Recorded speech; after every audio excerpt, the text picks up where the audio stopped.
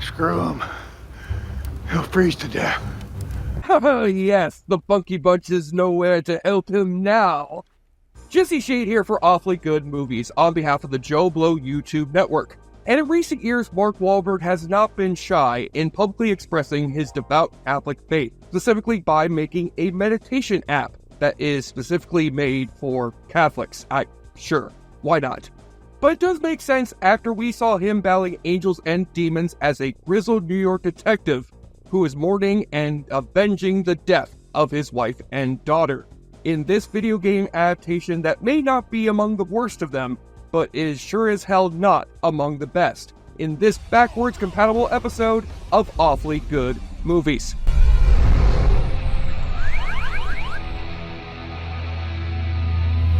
After 10 long years of development hell and many jokes made about its existence, the Minecraft video game is translating its immense popularity to the big screen, with Jason Momoa and Jack Black building their way out of the digital world of a Minecraft movie. And even with this flick overcoming the hate to become a huge hit with young Minecraft fans, it shows how far video game adaptations still have yet to go, even as they're now better than they've ever been today. But that definitely wasn't the case back in 2008, when Mark Wahlberg was miscast in the title role of the groundbreaking video game turned soul-crushing motion picture, Max Payne. While Grand Theft Auto may be the flagship franchise for Rockstar Games, they're also known for publishing a series of third-person shooters that follow the gritty film noir-influenced adventures of grizzled New York detective Max Payne, which would pioneer the usage of the Matrix's bullet time technique in video games, and was popular enough for 20th Century Fox to make it into a live-action motion picture starring the former Marky Mark in the role of Maxie Max. However, one of the game's producers, Scott Miller, railed against the film and its many changes to the source material in a public statement before the film's release, which he then immediately took back after Max Payne opened at #1 with a bullet at the box office that weekend, which soon tapered off to a whimper after critics and audiences were left just as befuddled as the video game's fanbase as to how such a great game became such a painful movie. So even though this is one of the few video game franchises I am not personally familiar with, I'll find out whether the Max Payne movie belongs anywhere near the list of the worst video game movies of all time. Or should I say, bullet time?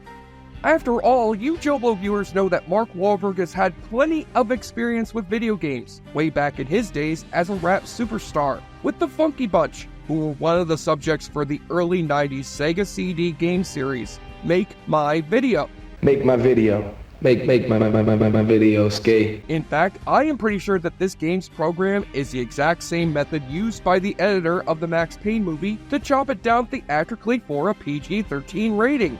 What? Yeah, I know, Mark. Technology has indeed come a long way. No. Yeah. Time to wash down that bad taste in your mouth after eating dinner at Wahlburgers with another round of the awfully good drinking game.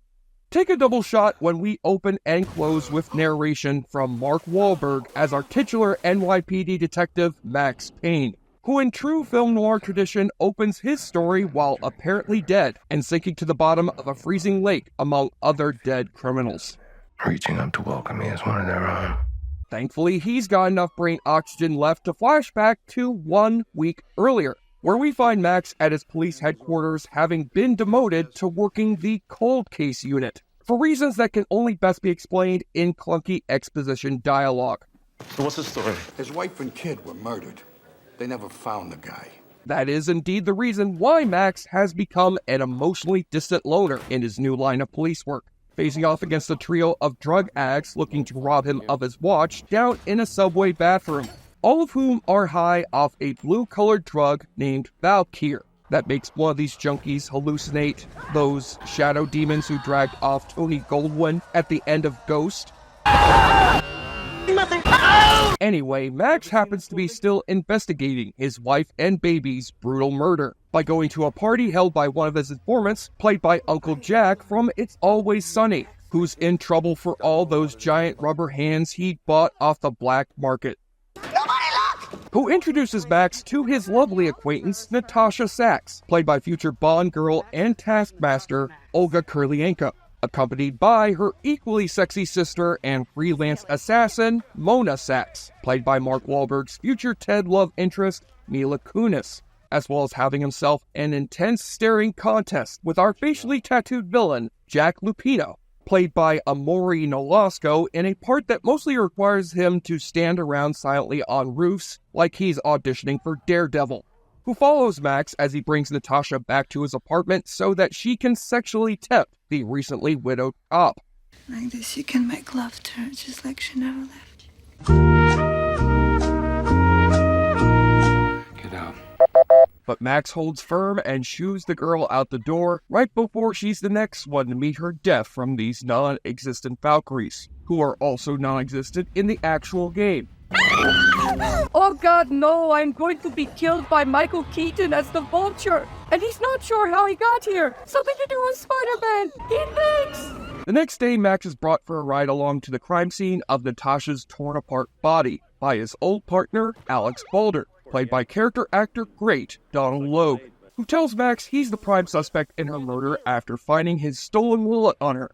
You should hear all the questions I get about my old partner. Well, good thing you got my back then, huh? But then discover she had the same angel wing tattoo as one of the men who murdered Max's wife right before Max finds Alex has been killed off, like most of Donald Logue's characters are prone to be, and gets beaten into unconsciousness by an Instagram filter before waking up in the hospital greeted by his old mentor, BB, the former partner of Max's dead cop father, played by a real-life BB, Beau Bridges, now working as the head of security for the totally not evil pharmaceutical company where Max's wife used to work, and who accompanies Max to his partner's funeral to pay condolences to his widowed wife, played in her only shot at a movie career by pop musician Nelly Furtado. Are you happy now, Max? What has Max Payne done? Well, I was gonna help bury a husband with a replica of my prosthetic penis from Boogie Nights, but now you could just forget it, bro. Speaking of distractingly miscast musicians, Max is brought in for questioning by Internal Affairs Officer Jim Bravura, played by hip-hop artist and Fast and Furious family member Chris Ludacris Bridges, no relation to Beau or Jeff Bridges, in a role originally written, like in the games, for a 60-year-old white guy. I got 2 bodies and 10 body bags, and you were the last person to see either one. In fact, I'm pretty sure that Luda was only cast in this movie so that Mark Wahlberg was no longer the least convincing rapper/actor in this movie's cast. Don't get me wrong, Wahlberg is a great actor with the right director, with 2 of his best roles being that of police officers. But him playing this hard-as-nails cop haunted by his family's brutal murder gives off the same energy as when Dirk Diggler tried playing a tough cop. Listen. I'm gonna ask you once more, and I'm gonna ask you nice. Where the fuck is Ringo, you bitch? With Mila Kunis just as unbelievable herself as a hard-as-nails assassin haunted by her sister's brutal murder, who must ally herself with Max so that they can both find the psycho behind their loved one's deaths, by questioning one of her sister's drug-addicted buddies who appears to be mentally trapped in an AI image generator. I know Natasha called you. Tuck her up in their wings. Owen. Oh, good, an angel is taking me up to heaven. Oh, god damn it, you angels are dead. And since all these characters are going on and on about how much of a John Wick-type badass Max has become, now would be as great a time as any to finally show that flashback of the fateful day that Max came home to greet his loving family, only to find that 2 strung-out psychopaths have broken into his house and shoots them before he finds the corpses of his wife and their newborn baby daughter. And Mark Wahlberg reacting to this tragedy like he just saw the opening box office for The Happening. He was maybe 10 minutes too late. That's all. 10 minutes. Poor guy was too late to save his family, just like he was too late to save America from the events of 9/11. I should have known Donnie was the better cop in that family tree. From what I've seen of Max Payne's cutscenes, these games have the same film noir comic book style as Frank Miller's Sin City, whose hit film adaptation in 2005 clearly had some influence on this Max Payne movie, with the game having an even crazier plot inspired by the likes of detective stories from the 40s and 50s, Hong Kong action cinema, and Norse mythology. Hence all this film's talk of angels and Valkyries. That's a Norse Valkyrie. Vikings used to wear them for protection. And why the villain's secret hideout where he traffics this drug on the streets is named Ragnarok, as opposed to the far inferior Love and Thunder. But the movie lacks the game's sly sense of humor, with a lead actor who can't even muster Max Payne's signature smirk, even as he tries to violently interrogate his wife's old boss about their company's role in her death, played by a post-Robin and pre-NCIS Chris O'Donnell, who says Max's wife was involved in a failed test run for the Valkyrie drug to enhance soldiers out on the battlefield, with Jack Lupino being one of the few soldiers to have made it out alive. It drove them insane. We couldn't even guarantee the safety of our own scientists. But then comes some evil foot soldiers dressed as law enforcement to see Chris O'Donnell up with Val Kilmer up to that great big fat cave in the sky. And Wahlberg runs out aiming his gun all willy-nilly with an envelope of exposition, despite the best efforts of Lieutenant Ludacris, who appears to be dressed as his favorite 80s cartoon character. Oh, bitch! Get out the way, bitch! Yeah, good job! Max finds a DVD inside the envelope with an infomercial for Valkyrie's planned usage in the military, along with an interview with Jack Lupino back in his pre-drug running days as a gunnery sergeant for the Marine Corps. I feel indestructible. Nothing can stop me. Have you noticed any side effects?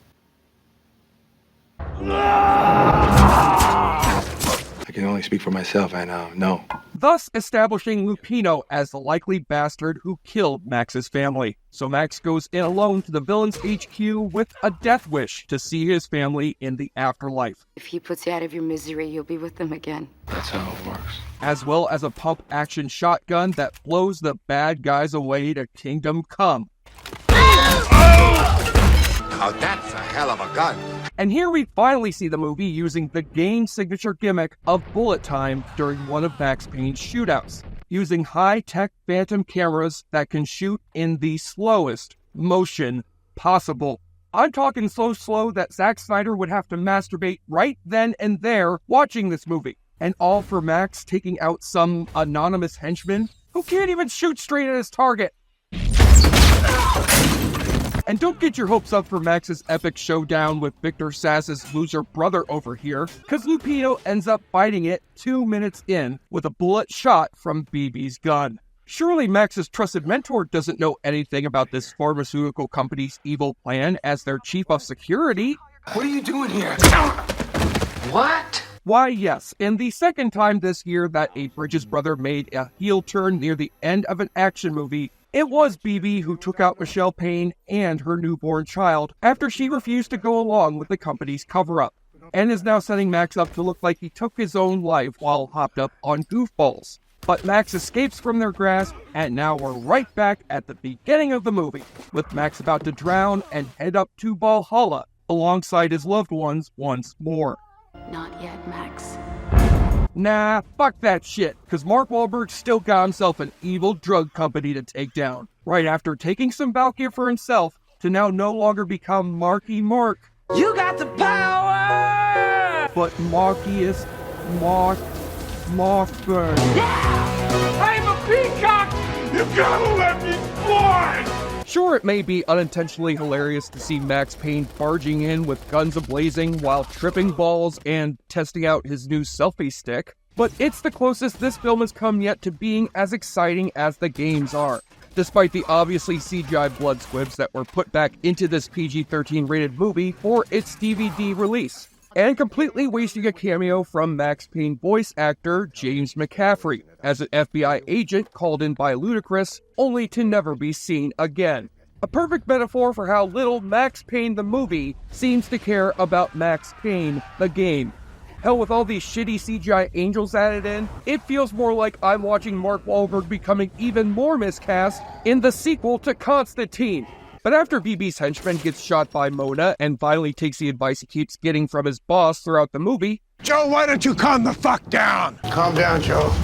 Calm down, baby. He blows up his floor of the building, and Max is snapped out of his horrific hallucinations, just in time to stop BB from escaping in a helicopter so he can finally bring the pain of the Max variety.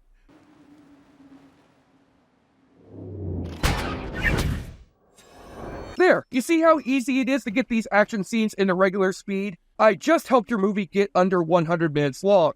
You're welcome. So with Max having gotten revenge for his dead family members, it looks like the spirit of his dead daughter will have to wait a little longer to have Dad ask her, Say hi to your mother for me, okay? And as the cops swarm in to take Max in, the movie comes to an abrupt but very welcome ending. Unless you sit through the explosion-filled end credits to see a post-credits stinger teasing the non-existent sequel, with Max walking into a bar after the police presumably let him go for all that drug-fueled slaughter, and meets back with Mona, who shows him on the front page of the paper the face of Acer Pharmaceuticals CEO Nicole Horn, played by Kate Burton of Grey's Anatomy and Scandal, in a role so unmemorable that I am just only mentioning her now as I'm wrapping up this review. This was really supposed to be the big lure for a second Max Payne movie, taking down the bland white lady whose name I can only remember by looking at this movie's Wikipedia page. Yeah, we're all still eagerly awaiting the possibility of Max Payne 2, The Fall of Evil CEO Lady. Sponsored by Bud Light, the only beer that'll get you through bad Mark Wahlberg movies. Ooh, couple Charles Bukowskis? Before we continue with our video, here's a reminder to click the Store tab on any of our JoBlo channels and browse our collection of the latest and freshest designs in our merch store. Go get you some. The Max Payne game series would live on to see a successful third entry in 2012, while 20th Century Studios would announce plans for a Max Payne reboot in 2022. You're not done yet. And director John Moore successfully got an R rating for his next movie in 2013, which would sadly turn out to be the worst entry of the Die Hard franchise. Yet despite all the promise of its source material, Max Payne feels more like a rejected script for a Steven Seagal movie than it does a modern-day film noir, with Mark Wahlberg leading perhaps the worst casting for a video game movie until Borderlands would come along, and a drab, humorless tone that makes it a slog to get through. While video game adaptations may be getting better with time, Max Payne remains just as terrible as it was 17 years ago, which will leave audiences feeling a different kind of pain. At least Mark Wahlberg got the hint and never got horribly miscast in another lackluster video game movie ever again. Right? What is that thing on your face? Puberty's right around the corner, kid. You can grow your own. On the enjoyableness continuum scale from full to Bruce, Max Payne is a terrible way to hold yourself over until Rockstar Games finally releases GTA 6 and slows its bullets down to hit a bullseye of 3 out of 10. A film that will leave audiences with maximum pain but minimum pleasure. I'm Jesse Shade for the JoBlo YouTube network, and thanks again for watching our show. If you like what you see, please subscribe to the JoBlo Awfully Good Movies channel. Tell all your friends who like this sort of content, and turn on the bell to receive notifications for all our latest videos. We are an independent company that appreciates all of your support. And here's hoping we never see a future where Mark Wahlberg teams up with Chris Pratt for them to star in the Pong movie. Yeah! What?